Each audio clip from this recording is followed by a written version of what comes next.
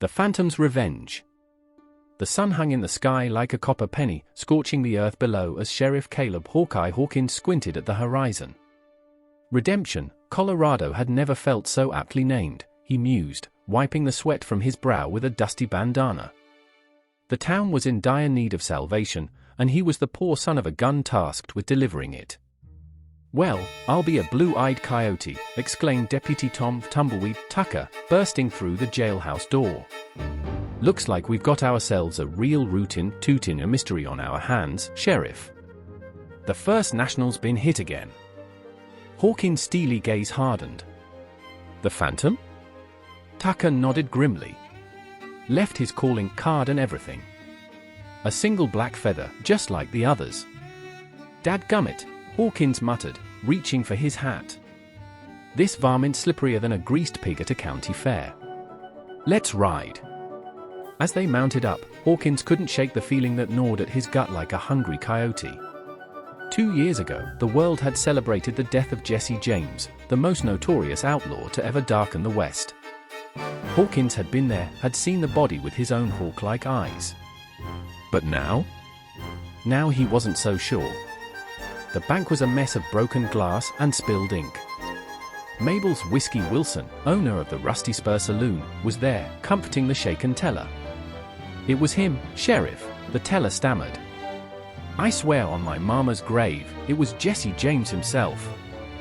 Hawkins frowned. "Jesse James is dead, son." "Then we got ourselves a mighty lively corpse," Mabel drawled, her eye sharp as a rattler's fang. "This Phantom's got the whole town quaking in their boots, Caleb. What are you gonna do about it?"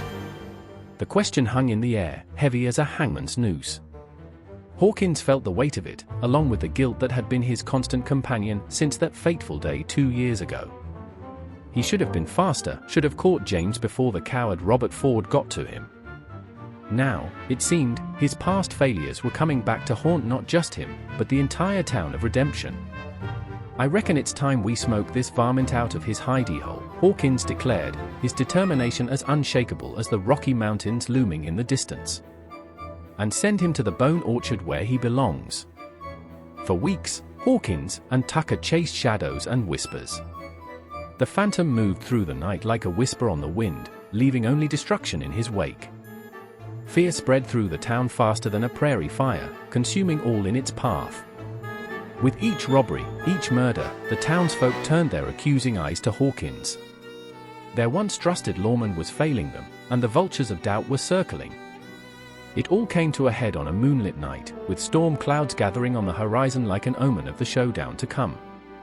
A tip from a trembling prospector led Hawkins to the abandoned silver dollar mine, a place as dark and treacherous as the Phantom's black heart. "Stay sharp, Tumbleweed," Hawkins whispered as they crept into the yawning maw of the mine shaft.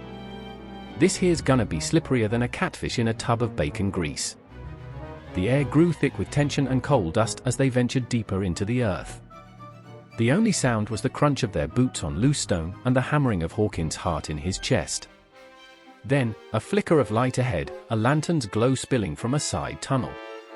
"Well, well," came a voice that made Hawkins' blood run cold. "Looks like the law's finally caught up with me.